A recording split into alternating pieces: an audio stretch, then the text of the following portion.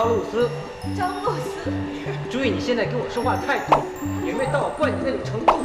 有，楚楚你跟你这样也有我的责任。如果一开始我就死了。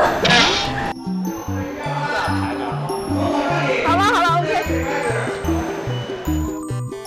我劝你现在演一下敬业，演一下敬业，录着呢。啊，不是演敬业。眼睛啊！我看。要从这儿过。